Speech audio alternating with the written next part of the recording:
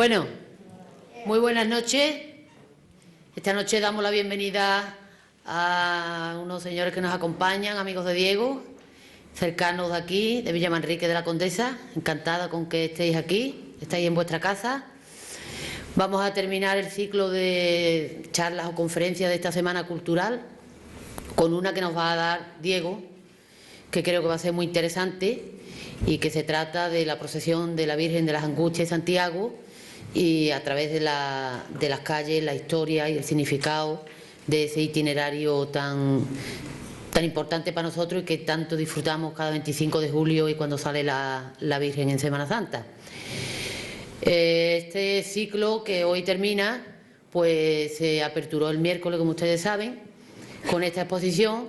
Yo aprovecho hoy para felicitar al grupo joven de parte de muchísima gente por lo bien que han hecho el trabajo y ha dado su fruto, de manera que la gente ha reconocido la labor tan importante y detalles de mucho cuidado que había que poner las cosas de manera que todo estuviera visible, estuviera bien clasificado y cuidado, y le transmito mi felicitación. Ahora a continuación Diego nos va a dar la conferencia.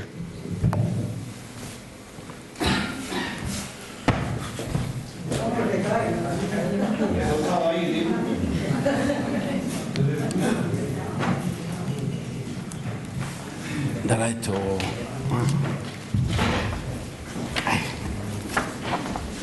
No asustarse que no voy a leer todo esto, ¿eh? Bueno, pues buenas noches a todos, agradecer la presencia de todos, agradecer también a la Junta de Gobierno y al Grupo Joven, como no, el haberme invitado, que está aquí esta noche, y además de agradecérselo, me gustaría felicitarlo por esta iniciativa para que tenga continuidad en el tiempo, que está muy bien lo de los ciclos culturales y que esperemos que algún día haya aquí un pregón como el que hubo de la Reina de las Damas, que se consolide en el tiempo y hablemos de los ciclos culturales de la hermandad, ¿no? Bueno, pues voy a dar comienzo, más que una conferencia, una charla con ustedes, y sobre el recorrido de nuestras imágenes a través de la historia de las calles, ¿no? Los nombres de las calles vienen determinados por su funcionalidad municipal o urbana, por el destino al que conducen o por cualquier otro accidente geográfico lo suficientemente significativo como para designarlo como referencia. Así nos encontramos con la calle Aceña, la calle de la Marisma, la calle de la Carnicería, la calle Diezmo. Igualmente, la calle Sevilla, que evidentemente hacía alusión al destino que se podía alcanzar en esa dirección, y otras cuyos nombres no dejan de ser curiosos, ¿no? Como la calle Vidrio, o Camarón, la calle Mesones, o la calle de la Sangre. Y más tarde, pues, se alude a personajes ilustres o a personajes políticos, ¿no? Vamos a hacer un recorrido por las 11 calles que pasan nuestros titulares. Son 11 calles, 2 de ellas están dedicadas a ilustres anarcaseños, como son Domingo Manfredi y Pedro Mora, otras 2 con motivos religiosos, como son Avenida Padre Jesús y Virgen de Rocío, y otras más históricas, como la calle Baño, la Plaza del Cabildo, la calle de las Campanas. Bueno, la primera calle que se encuentra en nuestros pasos al salir por la Puerta de los Novios es la calle Baño.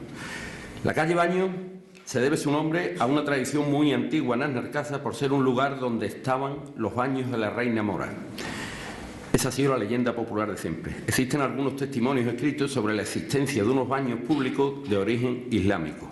Así, en el año 1549 aparecen unas escrituras que ya hacían referencia a unos terrenos denominados los baños, cercanos a la fuente pública.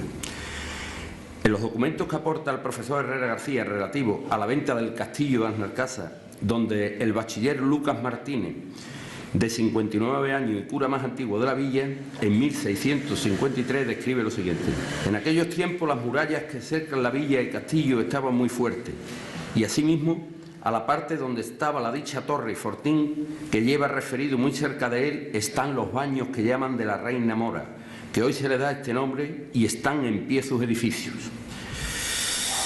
En un documento de 1891 se hace referencia a una cárcava existente en la citada calle, que conducía las aguas pluviales hasta el río. Y decía: por Juan Jiménez García se solicita un trozo de tierra muy cercano a la cárcava de los Baños, de 150 varas de largo por 30 de ancho para cultivos.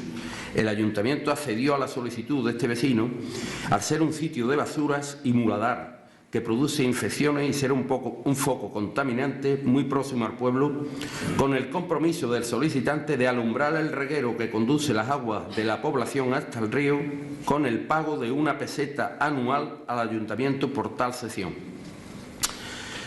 La calle de los Baños fue una calle muy corta y de pocos vecinos, pues según el padrón de 1907, este es un padrón que lo voy a ir repitiendo porque es el que he trabajado.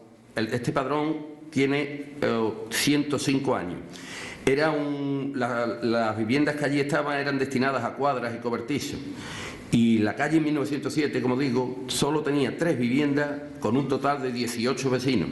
Hay que tener en cuenta que en esta calle también estaba el cementerio parroquial, lo cual la gente se retraían a la hora de construir casas cercanas al cementerio. El cementerio estuvo allí de 1802 a 1890, que es cuando se inaugura el actual cementerio de San Felipe. Es decir, tuvo 88 años. Pero ocurre un hecho que fue la aparición de un mosaico propio de las termas romanas en el año 2009, hace poco, durante la restauración del Arquillo, lo cual hace que nazca una nueva teoría sobre el origen del nombre de esta calle. Los Baños eran anteriores a la época árabe, eran de origen romano. En esta calle está la puerta principal de la iglesia, conocida como el bello nombre de la Puerta de los Novios, de la que José León Calzado, en un trabajo sobre la iglesia de San Pablo realizado para los cuadernos de Asnarcasa, escribió lo siguiente: la puerta principal, ubicada en los pies, se le conoce popularmente como la Puerta de los Novios, que sigue la configuración típica del arco ojival, formado por arquivoltas y construido con ladrillos bicromo, que por la presencia de elementos ornamentales como las almenas nos hacen pensar que fue construida ya en el siglo XV. Aún se puede observar desde la calle un trozo de murallón que, según los historiadores, fue una torre de vigilancia de la villa cuando estaban en pie las murallas y el castillo. No quiero pasar a la plaza de la iglesia sin hacer una referencia a la actual calle Arquillo. Como sabéis, era la antigua calle Santiago. Aparecerá un plano en el cual se verá perfectamente el nombre de la calle de Santiago. Decía el geógrafo Tomás López, en un diccionario geográfico que hizo con respecto a Asnarcasa, y decía: Asnarcasa es cabeza de vicaría, su iglesia parroquial titulada de San Pablo, con un convento de religiosos mínimos. Tiene 2 ermitas dentro y otra fuera, aunque muy inmediata al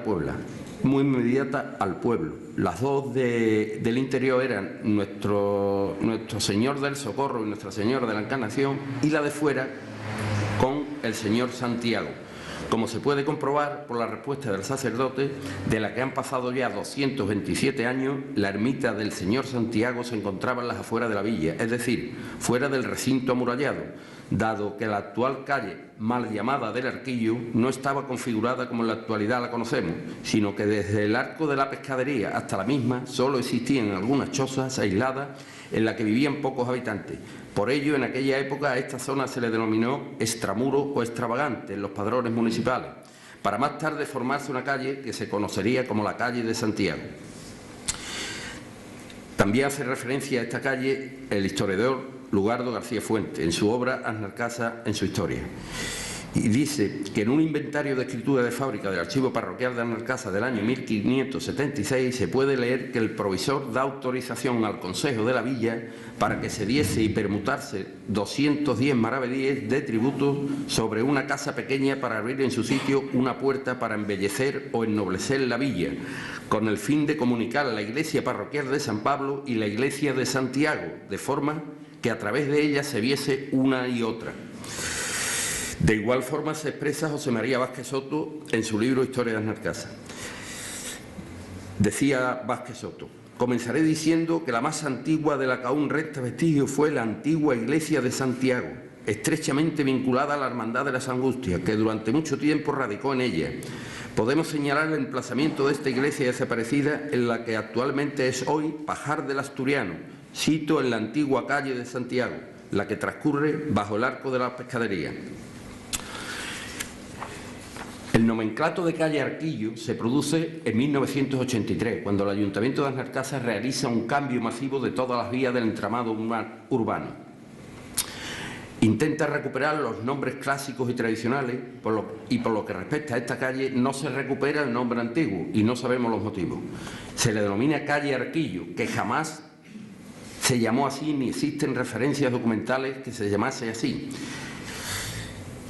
Sí hemos encontrado documentos, como hemos visto en el plano de 1903, como calle de Santiago o calle del Pósito.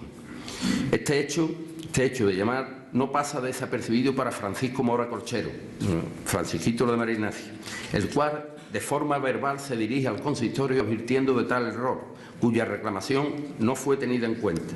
Debemos indicar que la calle citada ha sido conocida popularmente con otros nombres a lo largo de la historia, como calle del Pósito, como he dicho antes, y en 1931, en la Segunda República, bajo la presidencia del alcalde Manuel Cuesta Delgado, conocido con el apodo de Paleta, adopta el acuerdo de llamarle calle Argüelles, pasando en época del régimen de Franco a denominarse Marqués de Estella hasta 1983.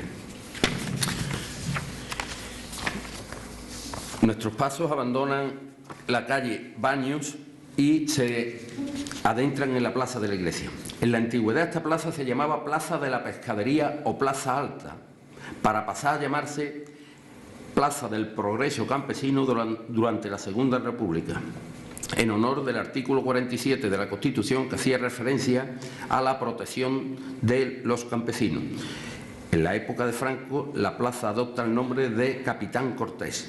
Recupera el nombre de Plaza de la Iglesia en 1983. En la antigüedad esta plaza era la única plaza pública existente en el pueblo, situada en medio del poder civil y el poder religioso, pues no debemos olvidar que el Consejo de la Villa, el Ayuntamiento, estaba ubicado junto al Arquillo y en la parte superior el Pósito de Grano hasta 1712, que pasa a la Plaza Baja o Plaza del Cabildo, como lo llamamos hoy. En esta plaza, en 1598, se celebró un cabildo abierto para designar que las fiestas en honor de San Pablo se trasladasen a días festivos. En las respuestas generales del catastro de Ensenada se recoge la existencia en ella de una pescadería y, entre otros edificios, tenemos que desde la llegada a de la luz eléctrica al pueblo en el año 1913, es decir, el año que viene se cumplen 100 años, siendo alcalde Pedro García Mojeda, que lo veréis en la foto, conocido con el apodo de Perico Zorruco. En esta plaza estaba ubicada siempre la vivienda del electricista de la empresa don Luis Medina Garbey, residiendo durante muchos años en ella don Bernabé Rodríguez Lara, natural de Pila, con su esposa Consolación del Valle, y anteriormente residió en la vivienda citada el electricista Jesús Anquela Selma, natural de Molina de Aragón y conocido por todos como Jesús de la Luz. Después vino Anselmo Casado Franco, natural de Chucena, y el último electricista que residió en la vivienda fue don Antonio Rodríguez del Valle. Otros edificios de destacar en la plaza es el cuartel de la Guardia Civil. Como sabéis, hubo varios intentos de la instalación de un cuartel de la Guardia Civil, siempre basándose la petición en la gran extensión del término municipal. La primera petición que tenemos constancia es del año 1892, habiendo sido denegada, y otra posterior de 1893 con el mismo resultado negativo. Un documento fechado en 1898 hace referencia a un escrito que presenta en el Ayuntamiento José Sánchez del Campo Caraancha, al objeto de que por parte del Ayuntamiento se gestione la instalación de un puesto de la Guardia Civil en el municipio, dándose la circunstancia que entre los propietarios del término se encontraba la condesa de París, con la que mantenía amistad desde su tiempo como primera figura del toreo. Se organiza una visita a Villamanrique de la Condesa, a la que asisten los miembros de la corporación, el juez y el torero, y obtiene un rotundo éxito, ya que consiguen la instalación del cuartel en 1914. El Ayuntamiento, para este cuartel, el primer cuartel, alquila una casa en la calle Sevilla número 3, que el primer cuartel se instala ahí. En 1907, en el padrón de 1907, esta calle, la Plaza de la Iglesia, solo contaba con 6 viviendas y un total de 29 vecinos. y hasta 1927 no se ubica el cuartel en la plaza de la iglesia. Para adecuación del mismo se realizan unas obras por un importe de 255 pesetas que se abonaron al maestro albañil don Antonio Salado. Un dato curioso que hemos hallado en el registro civil de Alnarcasa es que consta la inscripción del nacimiento de una niña llamada Joaquina Delgado Sánchez, Joaquina la de los Molinos, en el año de 1930, en la que figura como lugar del suceso del nacimiento Plaza José Sánchez del Campo, refiriéndose a la plaza de la iglesia. Y la única constancia que hemos encontrado en este sentido en la referida plaza. Nos ha llamado la atención, dado que la calle destinada a José Sánchez del Campo no fue nunca la plaza de la iglesia, fue la calle Huerta, que hoy es calle Vidrio, y no la plaza de la iglesia. En 1940 se realizan en la plaza grandes obras de adecentamiento y se construyen las zonas ordenadas que hoy tiene. El 30 de septiembre de 1955 se decide construir en la misma una cruz en memoria de los caídos, dado que existía una anterior en el patio de la capilla de Padre Jesús, la cual había sido eliminada por encontrarse en estado ruinoso. Para la obra señalada, que lleva a cabo el maestro Antonio Salado Sánchez, se presupuesta la cantidad de 14.984 pesetas. Los pasos abandonan la iglesia y toman la calle de las Campanas. El nombre de la calle de las Campanas está claro que se debe a la cercanía del campanario de la torre parroquial, donde se tienen noticias desde los siglos XIV y XV, fecha de la construcción de la iglesia, de la existencia de campana tanto para uso de la iglesia como para el antiguo reloj que existía en la torre antes de que éste estuviese en la plaza del Cabildo. Una de las primeras referencias a las campanas de la torre la hemos encontrado en el libro Historia de Alnarcasa, y que dice: el 30 de mayo de 1704, día de San Fernando, se ejecutaron obras en la iglesia y se colocaron unas nuevas campanas refundidas. Se realizó una misa cantada y solemne el día señalado y además se instaló un nuevo reloj. Estas campanas fueron fundidas en 1695, siendo arzobispo de Sevilla don Jaime Palafox y presbítero de Alnarcasa don Juan Bejarano Altamirano, una persona muy relacionada con esta hermandad. En el mismo libro, Vázquez Soto relata que se fundieron la campana grande y se le puso el nombre de Santa María, cuyo precio fue de 900 libras y su peso era de 36 arrobas, 414 kilos, y al esquilón se le puso el nombre de San Cristóbal, que tuvo un precio de 18 libras y un peso de 7 arrobas, es decir, 80 kilos y medio. En los cuadernos de Alnarcasa, a raíz de un expediente que encontré en el Palacio Arzobispal, pues como consecuencia del terremoto de Lisboa se producen importantes daños en muchos edificios civiles y religiosos, entre ellos la torre parroquial y la iglesia de San Pablo, además de las ermitas existentes en el pueblo. La diócesis hispalense encargó a varios arquitectos, entre los que estaban Ambrosio de Figueroa y Pedro de Silva, las reparaciones de los daños, y ambos realizaron visitas por todos los pueblos para la elaboración de un informe técnico sobre los daños habidos. A Alnarcasa acude Ambrosio de Figueroa.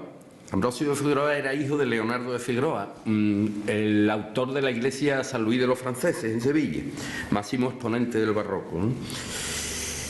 Ambrosio de Figueroa llega a Alnarcasa en 1763 y hace un informe sobre el estado de la torre y dice: los 4 arcos están destruidos y desclavados, algunos pedazos están colgando y sus pilares acolpados, amenazando todo próximo, de tal forma que solamente la providencia divina lo mantiene de ocasionar una desgracia y la pérdida de las campanas, por lo que precisa sin dilación hacer andamio, engolillar el cuerpo de campanas por debajo de sus cornisas y por medio de sus pilares, apretándolo en redondo con yeso para tener alguna seguridad e ir haciendo el derribo con cuidado hasta llegar a las campanas, las cuales se bajarán. Las obras del campanario finalizan en 1765 y en la relación de gastos figura el siguiente: un pago a Francisco Basales como maestro de campana de 602 reales y otro pago para las carretas para el transporte de 3 campanas nuevas. Este expediente, como he dicho ya, hallado en el Palacio Arzobispal, nos demuestra documentalmente y con claridad que desde 1765 están instaladas al menos 3 campanas en la torre, sin que ello quiera decir que no existieran otras anteriores, como recogía Vázquez Soto. Según habréis visto un detalle de una campana con el año 1845. Esa campana la hace don Gabriel Sañudo, vecino de la villa de Benacasón, en calidad de maestro de fundición, junto al presbítero don Juan de Tejada y el alcalde don Andrés Moreno, los cuales firman un contrato para la fundición de una nueva campana. Entre las condiciones que se recoge, pero que es un poco largo, la campana dice que una vez pesada debía ascender a 28 arrobas y 19 libras, que el maestro que la ha de dar por concluida de buenos metales sin tacha ni defecto, que tenga buen sonido y a satisfacción del ayuntamiento, y que debía percibir 1.100 reales de vellón por la fundación de la misma, libre de costo de traerle y llevarle, aparte de algunos gastos y menudencias. En 1894 se dictan por el ayuntamiento unos autos de buen gobierno. Es como unos bandos que favorecieran la convivencia entre los vecinos. Estos autos de buen gobierno decían lo siguiente. Se indicaba una serie de normas, pero había una referida a la calle de las Campanas, y decía: se señala para ejido y descanso de las caballerías domadas los sitios nombrados de las campanas y las tierras de la fuente. Igualmente, 20 años más tarde, estos autos de buen gobierno son revisados y nuevamente se establecen medidas para que los propietarios de los ganados, haciendo de nuevo referencia expresa al ejido de las Campanas, se refiere al mismo como zona común para que los vecinos dejasen el ganado una vez finalizadas sus labores del campo. Se refería a las caballerías mayores y menores, no así a los cerdos, que debían de permanecer en la saurda a un cuarto legua de la población, aunque esta disposición nunca se cumplió de forma estricta y se toleraba la instalación de saurda en los corrales de la vivienda. A partir del 1844 existe una gran demanda de terreno para labrar casas por parte de los vecinos, al que el ayuntamiento va accediendo. Se trataba de hacer una nueva calle que fuese en dirección a la parroquia, hecho que también aportaría beneficios al Estado, pues aumentaría el número de contribuyentes.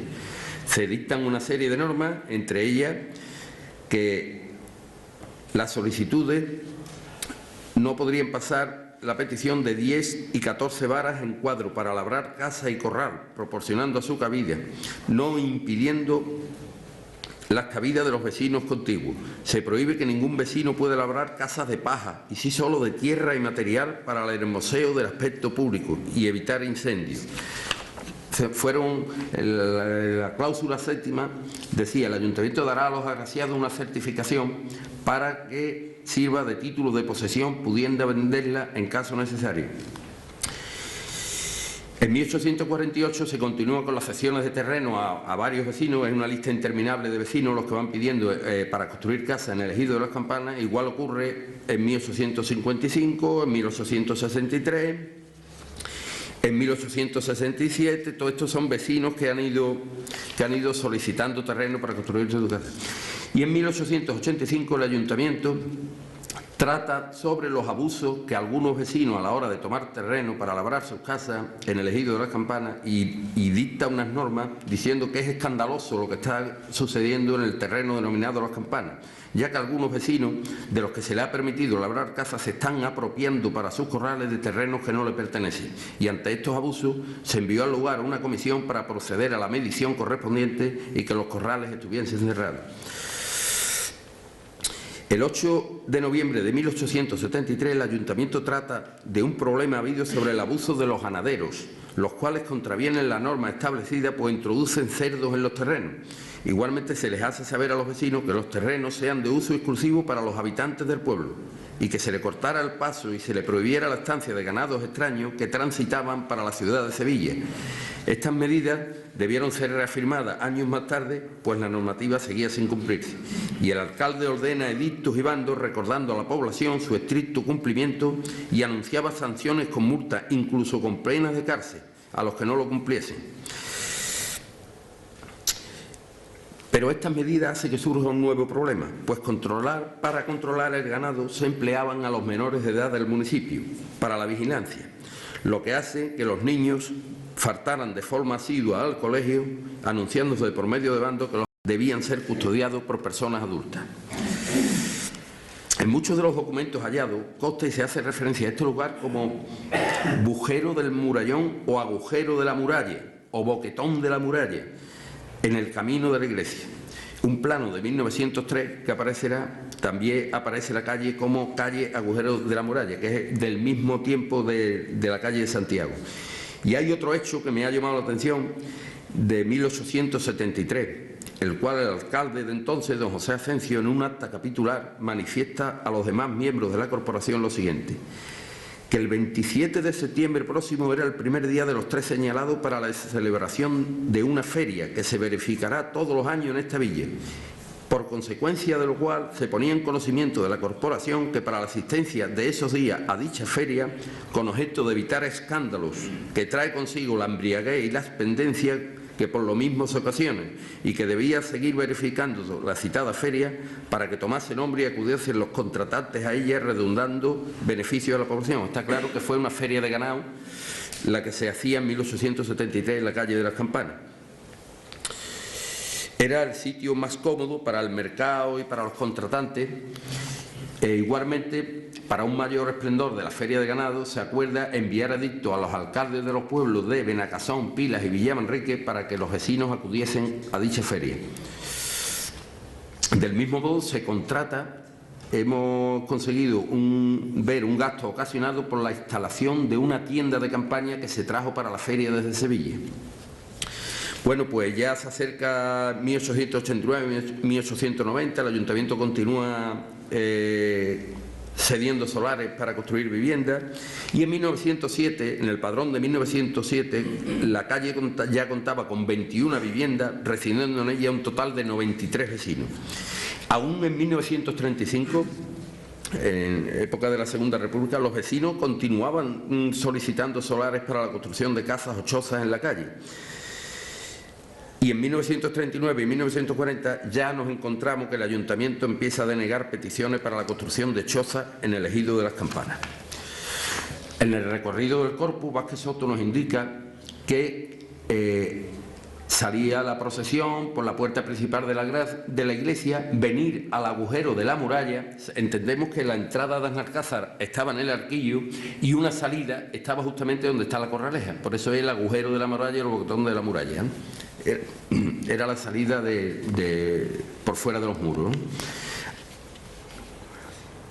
Bien, entre los nombres de la que tuvo la calle de las Campanas hemos encontrado muchísimos nombres, ¿no? Entre ellos, la calle se llamó Miguel Primo de Rivera durante la dictadura de Primo de Rivera.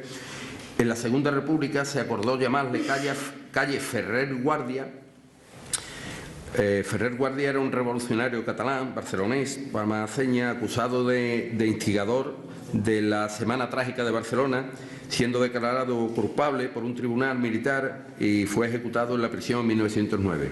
Y en la época del régimen de Franco, la calle se llamó Comandante Castejón, hasta que en 1983 de nuevo recupera su nombre original de calle de las Campanas.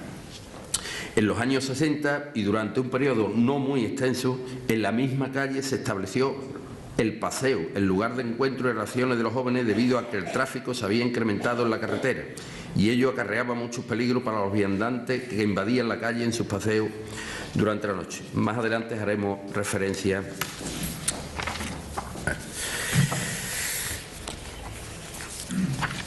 Terminada la calle de las Campanas, los pasos toman la primera calle fuera de los muros, en extramuros, que es la calle Domingo Manfredi.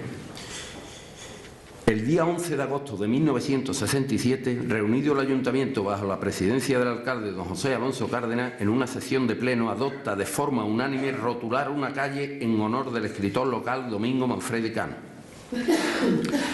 Decía el acuerdo: haciéndose eco del unánime sentir popular y dado los méritos que concurrían don Domingo Manfredi, hijo de esta localidad, escritor, actual director de Radio Nacional de España y centro emisor del sur.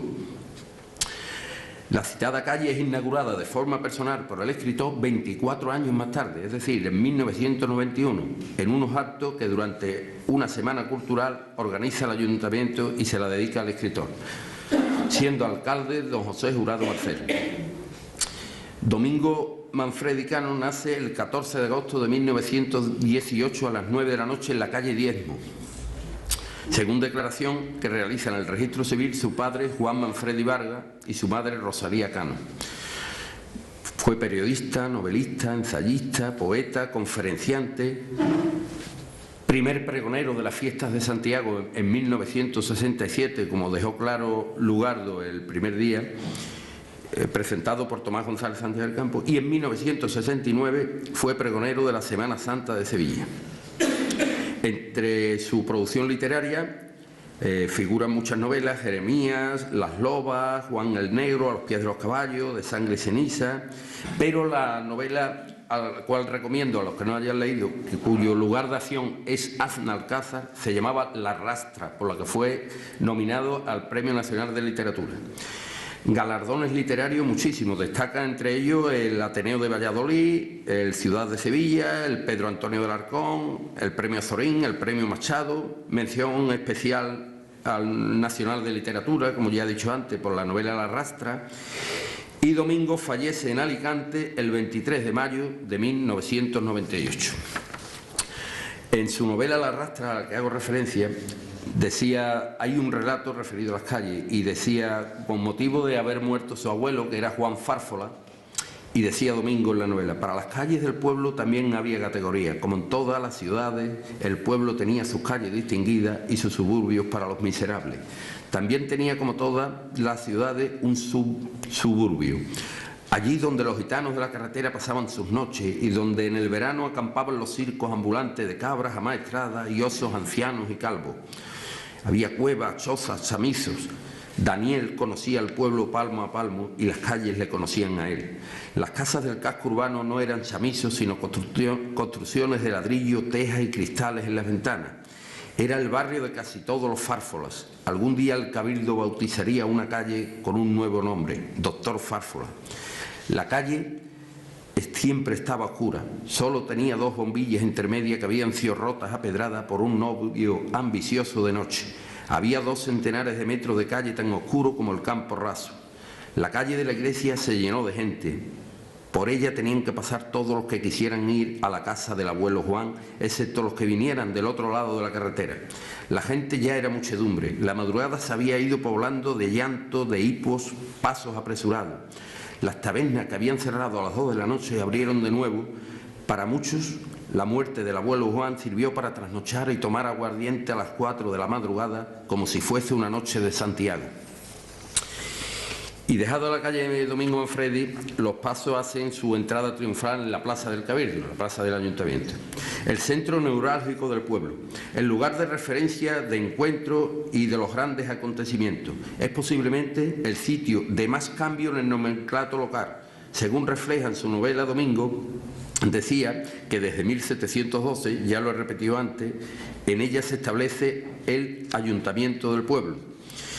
Antonio Herrera García, que pisó esta casa para hablar de la Orden de Santiago en las Jarafes, en su obra de las Jarafes sevillano durante el antiguo régimen, dice: en Aznalcázar en el siglo XVII la animación concejil se iba trasladando desde la plazuela de abajo hasta la plaza del Cabildo.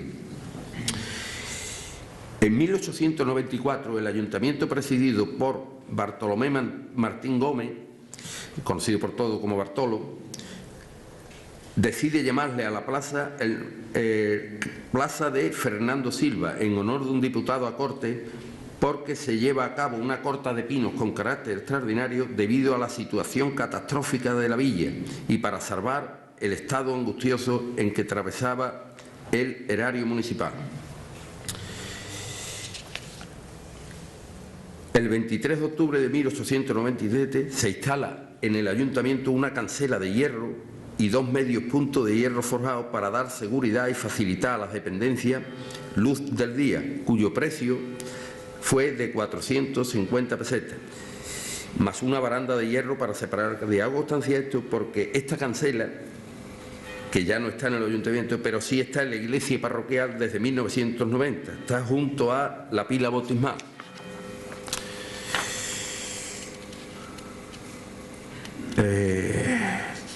En 1897 el alcalde José Jiménez Aranda decidió inaugurar las dependencias municipales, pero no con manifestaciones ruidosas, sino con algo más práctico, pues lleva a cabo una concentración de personas más necesitadas y le entrega una limosna de pan para lo cual se encargó 60 hogazas, distribuyendo abonos de media hogaza entre los vecinos que más lo necesitaban. La plaza siempre fue el lugar que contribuyó a las relaciones sociales de los habitantes del pueblo. La gran diferencia entre la plaza y las calles es que en las calles se transita y en la plaza se vive. Y la plaza siempre resistió el incansable juego de niños, acoge a nuestros mayores, es el lugar donde los enamorados se encontraban o donde algún turista despistado se para contemplar el pueblo. La plaza siempre fue el escenario de acontecimientos festivos y sociales, desde mítines políticos a actuaciones musicales. Incluso en ella se celebraron corridas de toros dirigidas por el famoso torero Carancha y donde actuaban jóvenes aficionados de otras localidades, como fue el caso de Joselito el Gallo y Juan Belmonte. Y también fue organizada por un torero de la localidad llamado Pedro Pelayo el Pescadero, que también organizó sus corridas. Incluso la celebración de estas corridas trajo consigo un incidente que causó la inmediata destitución del alcalde don Vicente Tejera en 1917, como consecuencia de una acogida de un aficionado que saltó a la plaza para dar unos pases a un novillo, resultando cogido de gravedad, lo que hizo que interviniese el juzgado de instrucción del partido de Sanlúcar la Mayor, abriendo un sumario para aclarar los hechos y depurar las responsabilidades del alcalde, el cual, como hemos indicado, fue sustituido de forma fulminante, haciéndose cargo del ayuntamiento durante los días de suspensión el teniente alcalde José Alberti. Un azulejo colocado durante la alcaldía de José Jurado recuerda aquellos años en torno a 1920. Aunque podemos afirmar que las becerradas ya se realizaban con anterioridad, concretamente en 1865 nos hemos topado con un escrito al gobernador civil de la provincia solicitando permiso para los días 15, 16 y 17 del mes de junio para verificar capeas de becerros y novillos. Por la fecha, mes de junio, debe tratarse, deducimos que estas corridas de novillos se organizaron con motivo de la festividad del Corpus. Fue por la plaza, en ella, donde se proclamó la República y donde el pueblo congregado aplaudió el paso de reyes, de príncipes, de Franco. Siempre fue un lugar de encuentro de progresistas, de conservadores, de monárquicos y de partidarios de cualquier tendencia política. Ella siempre esperó paciente los giros públicos y políticos para cambiar su nombre una y otra vez. Por ella, en suma, transcurrió la historia del Alcázar. Tuvo muchos nombres, como Plaza Baja, la Plaza Nacional, la Plaza de la Libertad en la República, la Plaza de la República, la Plaza de los Hombres, la Plaza de la Constitución, la Plaza del General Franco, la Plaza del Cabildo y popularmente todos lo conocemos como simplemente la Plaza o la Plaza del Ayuntamiento. Fue el lugar de reunión de campesinos para solicitar trabajo, lugar de noches de conciertos musicales, que tanto sabe esta hermandad, de las primeras proyecciones de películas, celebración de aniversarios y acontecimientos políticos. Un documento de 1904 alude a la plaza y a su decoración que decía: luce hermosa por la instalación en el balcón del ayuntamiento de unas colgaduras de brillantina grana y amarilla, con cinta e hilos invertidos, cuyo coste ascendió a 17 pesetas con 12 céntimos. En la parte lateral del ayuntamiento se encontraba el depósito carcelario hasta los años 60. El padrón vecinal de 1907 indica que la componían 9 viviendas y 51 vecinos. En el apartado de acontecimientos y festejos que se celebraban, debemos señalar que en los años 1934 y 35, por parte del gobierno municipal, presidido en ambos años por don Manuel Cuesta Delgado, apodado Paleta, y don Francisco Peña Gutiérrez, conocido por todos como Curro Peña, celebran con enorme expectación y entusiasmo el tercer y cuarto aniversario de la República, y en la misma se instala un alumbrado especial y se concede a los vecinos más pobres y necesitados una serie de donativos y regalos consistentes en ropas y productos alimenticios tales como pan, aceite, alubia y garbanzo, con un presupuesto de 1.500 pesetas. En esta época, la plaza, como he dicho, se llamaba de la Libertad, pero hubo unos nombres curiosísimos. Por ejemplo, las calles pues, fueron todos líderes destacados del Partido Socialista, ¿no? O sea, Pablo Iglesias, a la calle actuar a Juan Carlos I, la calle Diezmo se llamó Mariana de Pineda, por ejemplo. Y es curioso, la calle de Camarón se llamó calle Igualdad, Pero lo que más me ha llamado la atención es que la calle de la Marisma se le puso calle Jesucristo. Está claro que el nombre de Jesucristo no sería por lo que significaba religiosamente, ¿no?, sino por el icono socialista que ellos consideraban a Jesucristo. De modo que los mismos republicanos cambian la calle de la Marisma y le ponen calle Jesucristo. En la alcaldía de don Cristóbal Rodríguez Lara, en 1924, comienzan a detectarse la plaza signos de modernidad. Pues como todos sabemos, y ya he dicho antes, es desde 1913 cuando se establece en la localidad el alumbrado público a través de la corriente eléctrica y se instala en el centro de la misma una fuente de agua para el abastecimiento de la población, traída por bombeo desde la fuente vieja, y evitar así el enorme esfuerzo que suponía subir y bajar la cuesta de la fuente con los cántaros a cuesta. En 1942 el Ayuntamiento nombra vigilante de los grifos a don Manuel Álvarez Nieto, Barrera, que llevaba el control con unos cupones que los vecinos utilizaban para la obtención de agua. En 1939, bajo la presidencia y la alcaldía de don Ángel Montesirín, se acuerda celebrar en la plaza la llamada Fiesta de la Victoria. Se rotula la plaza con el nombre de Generalísimo Franco y la fachada del ayuntamiento luce un alumbrado especial y extraordinario con farolillos a la veneciana, invitando a todo el vecindario a que engalanasen balcones y fachadas, siendo los actos habidos sufragados por el propio consistorio. Y una vez que sale en la plaza, toma un pequeño trozo de la calle Juan Carlos I, Los Pasos, que también fueron muchos y variados los nombres de la calle Juan Carlos I. El nombre más utilizado fue calle Sevilla o Camino de Sevilla o Camino Real, que también se le llamó. Como su propio nombre indica, el nombre le viene dado por ser paso obligado hasta la capital de personas, carruajes y caballería que iban y venían a la provincia de Huelva, atravesando el puente romano sobre el río Guadiamar y continuando por la calle empedrada, lo que hoy es Bejarano Altamirano.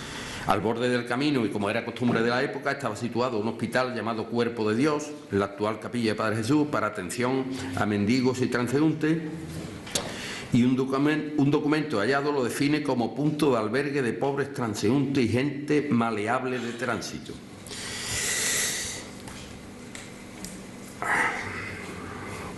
En las respuestas generales de la villa del catastro de Ensenada, 1751 costaba, que había un hospital sin renta alguna nombrado Nuestra Señora del Socorro, destinado para hospedar pobres pasajeros, enfermos y niños expósitos. En esta capilla hospital se estableció la desaparecida cofradía del Santísimo Sacramento, origen de las actuales fiestas del Corpus Christi. En 1894, el ayuntamiento presidido por Bartolomé Martín Gómez, Bartolo, decide variar la calle Sevilla y que la misma se llamase calle Eduardo Ibarra y González. Muy poco tiempo estuvo este acuerdo y esta rotulación. También se llamó, este sí fue un nombre que perduró en los tiempos, calle Mesones, que no debemos confundir con la Plaza Mesones, que era la actual Plaza de España. Posteriormente, en 1897 la calle adopta el nombre de Cánovas del Castillo, en honor del citado político asesinado días antes. La calle Cánovas del Castillo, en 1907, que así se llamaba, tenía 94 viviendas y 94 vecinos y 19 viviendas. Este padrón de 1907 señala que la calle Sevilla era la de más residentes y estaba compuesta por el mayor número de viviendas de la localidad. En época de la Segunda República, como he dicho antes, la calle adopta el nombre de Pablo Iglesias, fundador del Partido Socialista, pasando en la etapa franquista a llamarse José Antonio Primo de Rivera y Queipo de Llano, los dos tramos en que estaba dividida. También se llamó, en el periodo de la Restauración, calle Fermín Galán. Y bajo la presidencia de don Cristóbal Rodríguez Lara, que decidió rotularla como calle de Alfonso XIII.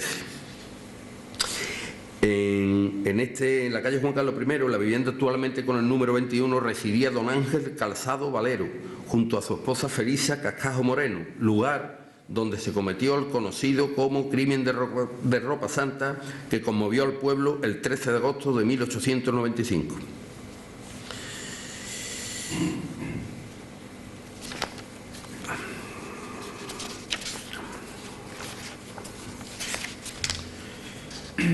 En esta calle tenía lugar, la calle Juan Carlos, tenía lugar el llamado El Paseo, que era el punto de encuentro de los jóvenes donde acudían cada noche para relacionarse entre ellos en la década de 1950 y 1960. Lugar donde se daban cita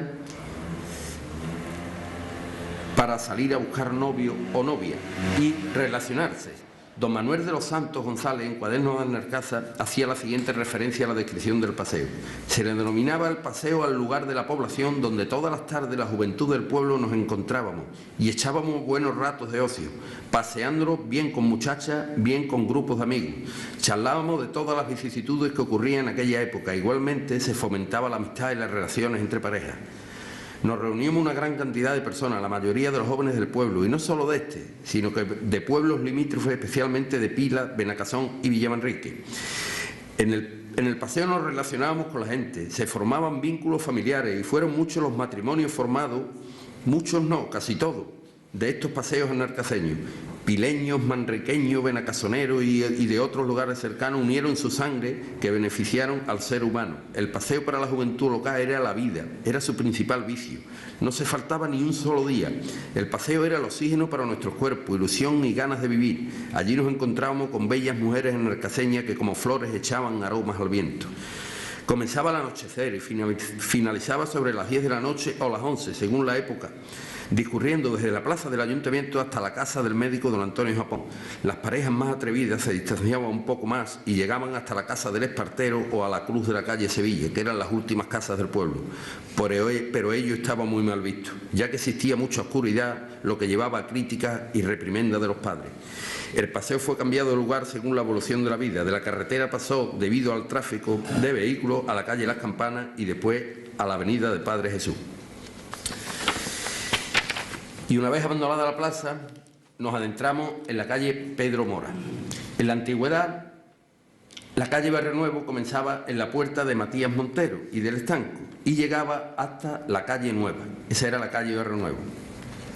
Se conocía popularmente el callejón como el Callejón de los Putos, y son dos teorías existentes sobre este nombre. La primera de ellas, del por qué se llamaba Callejón de los Putos, era posiblemente fuese Callejón de los Esputos, al ser un lugar fuera de la muralla donde los enfermos contagiosos, la peste, la lepra, la tuberculosis, se instalaban para no infectar al resto de la población. Y otra de las teorías la apartamos Pedro José y yo, dado que en un estudio que hicimos en los archivos tanto parroquial como municipal nos encontramos la existencia en el siglo XVI de una calle llamada de la Mancebía o de las Mancebías, lo que nos hizo deducir que se refiere al Callejón de los Putos y que fuese un lugar de las prácticas sexuales de la época. El padrón de 1907 recoge que esta calle estaba formada por 19 viviendas y en ella vivían 89 vecinos. En esta calle estaba enclavado el cine. En 1958 aproximadamente, la actual Casa Hermandad de Santiago era la residencia de don Manuel Mora Moreno y utilizaba este salón para usos agrícolas como pajar y secadero. Es adaptado como sala cinematográfica por don Fernando Valari Laredo, vecino de Sevilla, que tenía una capacidad para 200 personas, con sala de invierno y de verano, adquiriendo el nombre de Cine Alcázar. Poseía un equipo de proyección de la marca Superson, fabricado en Barcelona, que provenía del antiguo cine de Bartolo. El operador cinematográfico fue don José Zurita González, única persona del pueblo que poseía el carnet de operador y que fue expedido por la Dirección General de Seguridad, sección de espectáculos. Don José Zurita era reemplazado en ocasiones puntuales por don Anselmo Casado Franco, electricista de la localidad de Chucena, destinado por la empresa Medina Garbeina en Arcasa.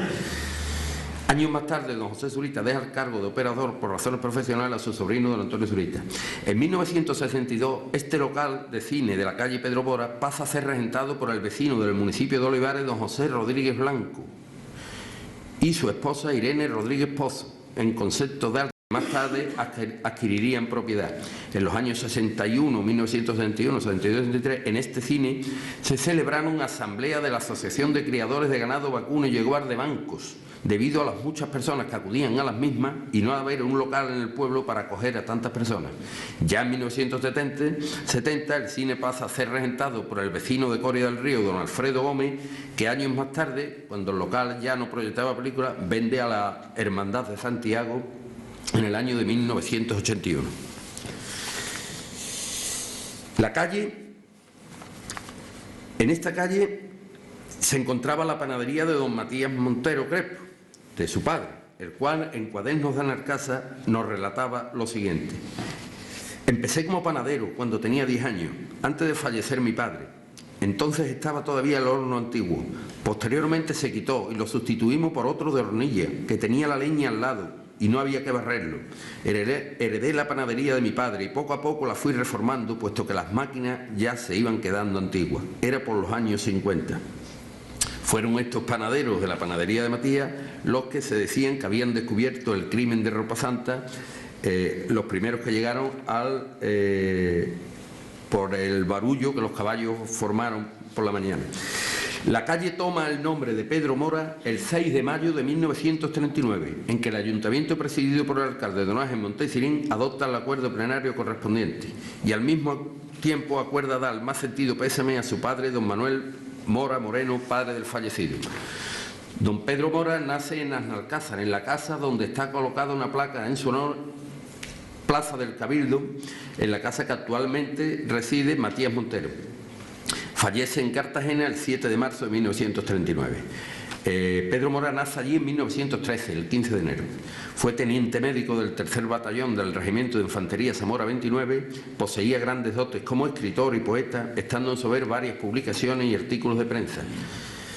Juan Antonio Rodríguez Ramírez nos dice de él: médico por vocación, muy joven había curado la pata rota de un perro con la pericia de un cirujano famoso. La medicina pudo ejercerla en los distintos lugares a los que fue destinado, conforme avanzaba la guerra, curando, taponando heridas y echando lo imposible para que no murieran sus amigos, sus compañeros y los desconocidos. Tuvo que ser muy duro por una persona tan llena de humanidad y sensible como él, aquella carnicería que en algunos casos escapaba a la ciencia y sobrepasaba de sus conocimientos. Vio morir a mucha gente. Pero tal fue su vocación y su calidad humana que un 7 de marzo de 1939, en un barco cargado de enfermos heridos llamado Castillo de Olite en el Mediterráneo frente a Cartagena, fue bombardeado y él no quiso abandonarlo para dejar allí sus enfermos, aun habiéndolo ordenado un superior. Estando ya herido de gravedad, fue cuando nadó hasta la orilla, muriendo heroicamente por lo que recibió la más alta distinción militar, la laureada de San Fernando, como queda reflejado en la lápida colocada en su día. La llegada del cadáver de Pedro Mora se produce el 15 de junio de 1939, para que el ayuntamiento acuerde recibirlo con todos los honores, invitándole al vecindario para la asistencia y hacía un llamamiento para que se engalanasen los balcones con colgaduras nacionales, con crespones de luto, y al mismo tiempo que la bandera del consistorio ondeara media asta. Es el propio ayuntamiento quien se hace cargo de los funerales organizados. En el año 1940, su padre, don Manuel Mora, construye en el cementerio municipal de San Felipe un mausoleo donde reposan sus restos mortales.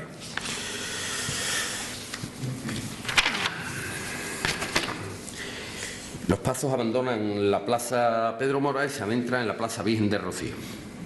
Anarcasa, como pueblo rociero, no podía faltar en su nomenclato referencias a la Virgen del Rocío. La Virgen del Rocío, la Plaza Virgen del Rocío, es una pequeña plaza entre la calle Pedro Mora y Barrio Nuevo. Era conocida popularmente como la Plaza de Bonares. Creemos que por residir en ella personas de la familia conocida como los Bonares, originarias del pueblo nubense de Bonares, aunque existe otra teoría de que el nombre no se llamaba Plaza de Bonares, sino Plaza del Buen Aire, aunque nosotros nos inclinamos por la primera de ellas. De hecho, un pleno de 1974 hemos hallado una referencia a unas obras de reforma y acondicionamiento de la citada plaza por un importe de 50.000 pesetas y de forma literal dice obras en la Plaza del Buen Aire. Fue rotulada con el nombre de Virgen del Rocío en 1983 bajo la alcaldía de don Diego Fuentes Sánchez.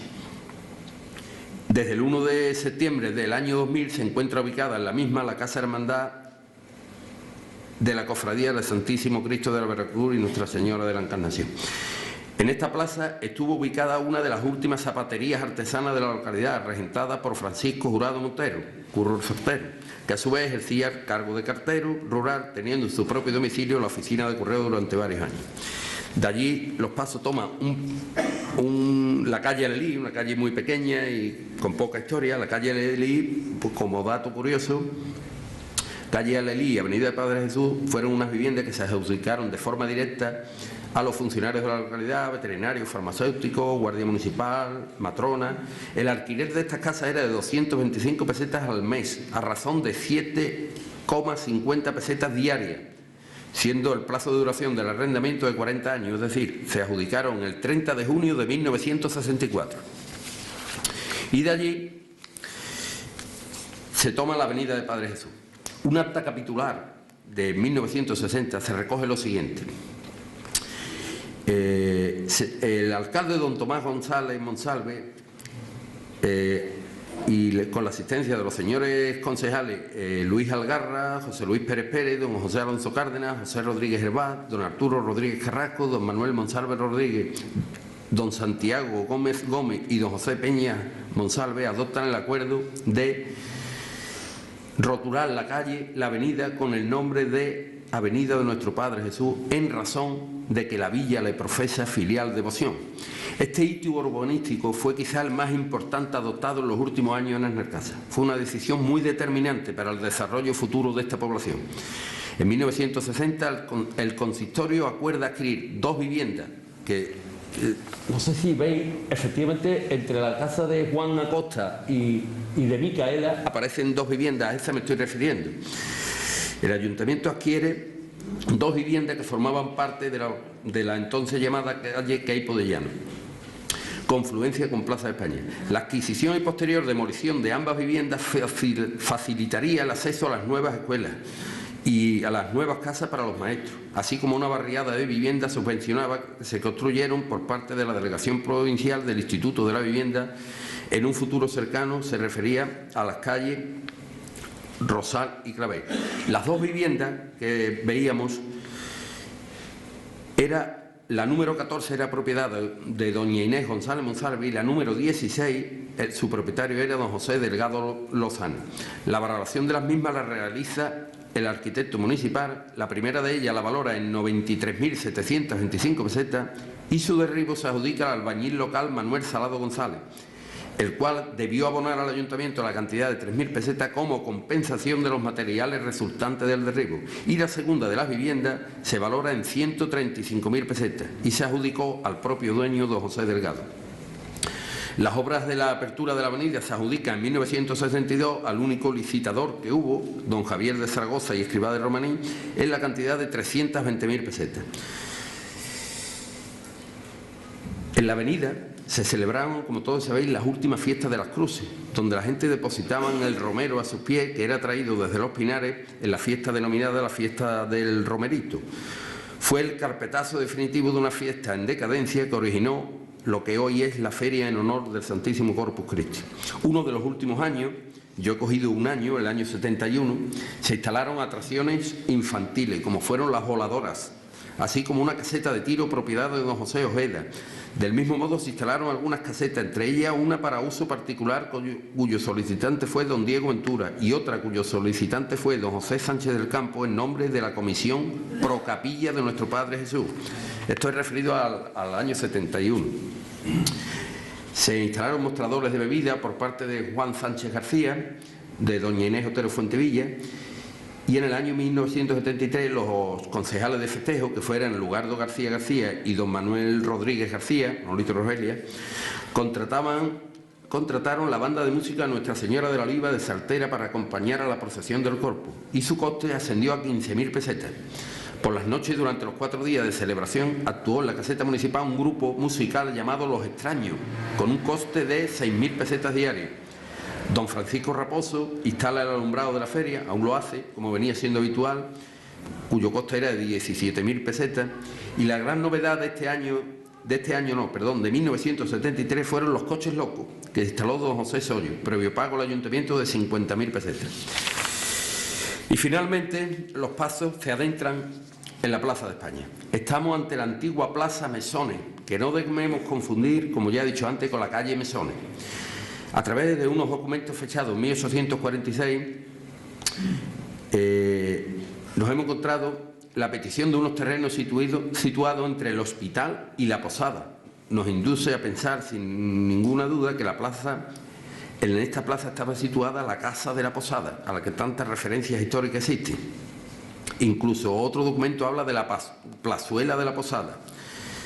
Ya, como he dicho antes, Vázquez Soto, en su Historia de Alcázar, hablaba de la salida de la puerta principal de la iglesia hasta el agujero de la muralla y seguía hasta la esquina de la posada. Ya también nombraba la posada.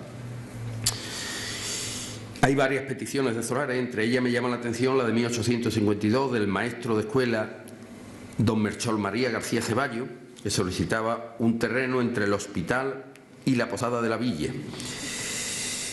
Otros terrenos fueron un vecino llamado Manuel González Bernal, que solicitaba un pedazo de terreno de 4 varas de ancho y 5 de largo, aunque se refiere al lugar no como plazuela de la posada, sino como la plaza de Mesones, ya en 1872. Pocas eran las viviendas que existían en esta plaza. Según el padrón de 1907, el de hace 105 años, se contabilizaron 5 viviendas y 32 vecinos. La actual Plaza de España, llamada así desde 1983, aunque los mayores de la localidad todavía se refieren a ella como la Plaza de Bartolo, debido a que en ella estaba situada la farmacia de Bartolomé Martín Gómez, que además era propietario de una bodega que ejerció, me refiero a don Bartolo, el cargo de alcalde, y después la farmacia fue regentada por su hijo Bartolomé Martín Ramírez. En ella radicaba la bodega, propiedad de José González, de propiedad de don Tomás González Moncelo, antiguo alcalde, y en la misma trabajaba como bodeguero un personaje muy popular de la localidad como fue José Márquez Serrano, conocido por todos como Joselito de la Bodega. Muchos años permaneció anexa a la capilla de Padre Jesús una barbería propiedad de Juan Jiménez Cabrera, que la hereda de su tío Juan. También en la plaza existió un bar regentado por don Manuel González Ramírez, conocido cariñosamente por todos como el Pescadilla, el bar Pescadilla, y la tienda de ultramarino de Currita, la del Padre Viejo, don Francisca Cabello García, que sufrió un gran incendio en 1971, los mayores lo recordarán, y ella agradece públicamente al pueblo y a las fuerzas de orden público en nombre propio y en el de su hijo Antonio Romero Cabello el apoyo que le habían dispensado todos los ciudadanos. Y escribía en el ABC: en nombre de mi hijo y muy especialmente en el mío, agradezco a todos cuantos se personaron para sofocar y ayudar a la extinción del incendio, como también al alcalde, teniente jefe, al teniente jefe de la línea de la Guardia Civil de Pila, al cabo primero comandante de puesto de la Guardia Civil de la localidad y fuerzas a sus órdenes, como igualmente al distrito forestal por haber mandado tan pronto la motobomba y al parque de bomberos de Sevilla, aunque todos los esfuerzos resultaron infructuosos, quedando todo reducido a ceniza, tanto la parte destinada a mi vivienda como la dedicada al comercio de comestibles. En segundo lugar, agradezco a toda la vecindad del pueblo, desde el más humilde al más pudiente, e igualmente los dueños de los chalés limítrofes, en la suscripción abierta por el alcalde para que cada cual voluntariamente aportara lo que pudiera. Ya que de todo he reconocido que me quedé en la más lamentable situación, sin hogar ni comercio, siendo este mi medio de vida. También quiero resaltar a la comisión de varios señores, entre ellas el cura párroco, para salir a pedir un donativo, dando más el citado vecindario su amor al prójimo una vez más, y gracias a Dios, sin disminución de clase, han sido muy generosos. En 1922 esta plaza se acuerda rotularla con el nombre de Plaza Eduardo Dato.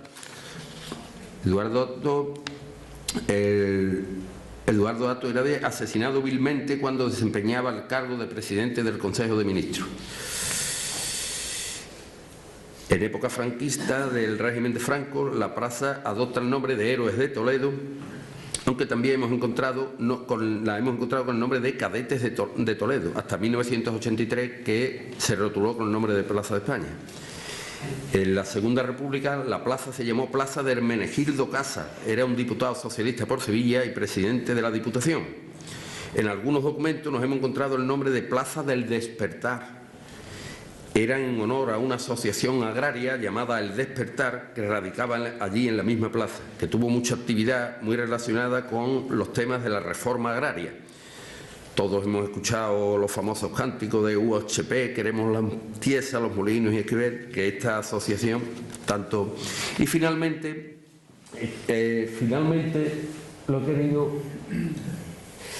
hay una foto del padre Corchero Navarro, no voy a hablar de él porque ya no tiene nada que ver con la calle, pero ocupó el cargo de, solo unas pinceladas, ocupó el cargo de hermano mayor de la Hermandad de Santiago en 1918, nos hemos encontrado varios documentos y tal, y lo que sí me gustaría... porque hemos encontrado cosas interesantísimas. Según unos documentos que nos facilitó amablemente la Secretaría de la Hermandad, Pepi Martín Ramírez, el padre Corchero aparece en el preámbulo de las reglas de la Hermandad como hermano ilustre, sacerdote, hijo de Alcázar, hermano mayor y director espiritual. Todos sabéis que no fue sacerdote en Alcázar, que sí lo hizo 3 años en Villamanrique de la Condesa. Pues bueno, lo que sí quería era hacer un llamamiento a la Hermandad, ya me ha dicho Pedro que lo han aceptado de buen grado, no existe ninguna publicación sobre la hermandad, ninguna, entonces sería interesante de que la hermandad dispusiese de una publicación propia, pero no una historia de la hermandad al uso, ¿no? Se fundó en 1900 tal, se hace no sé qué, no, me gustaría hacer una historia de la hermandad a través de los personajes populares, y el personaje, el padre Corchero, Bejarano Altamirano, se podía estudiar el tema musical a través del coro, Lugardo puso dio el primer paso con la historia de los pregones, y sería interesante eso. Sería interesante, ya por lo visto Pedro me ha dicho que la hermandad ha cogido bien, de crear una comisión. En la hermandad hay muchísimos universitarios, muchísimos profesores, muchísimos investigadores, y se podía hacer, yo no va a hacer ni para 5 ni para 6 meses, ni un año quizás, porque es una cosa de muchísimo trabajo, pero no estaría mal crear una comisión en ese sentido. Y nada más, buenas noches y gracias por vuestra atención.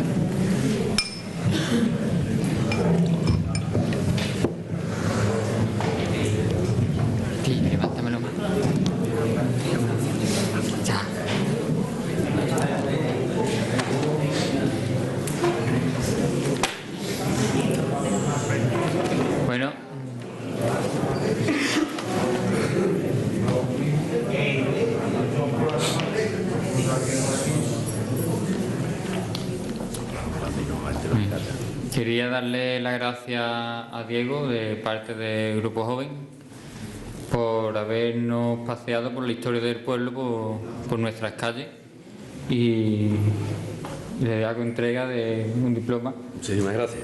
Por la colaboración de esta Semana Cultural. Muy bien.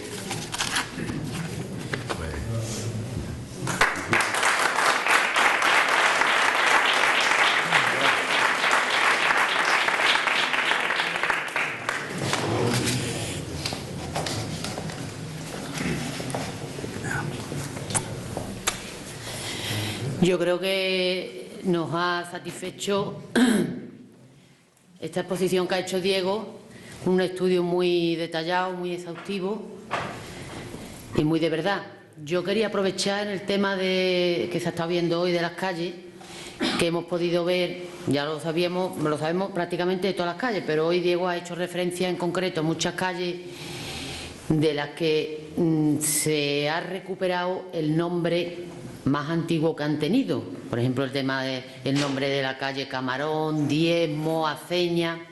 Entonces, nos planteamos que si se han recuperado algunas, ¿por qué otras no?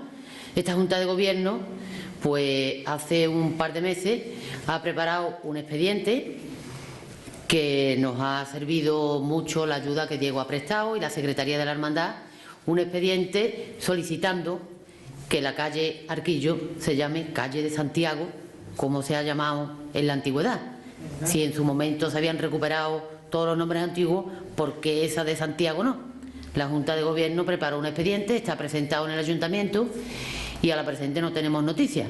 Pero bueno, que tenemos justificado y argumentado con creces el que esa calle vuelva a retomar el nombre antiguo, que no sé por qué no lo tiene, ¿eh? Y estamos a la espera de eso.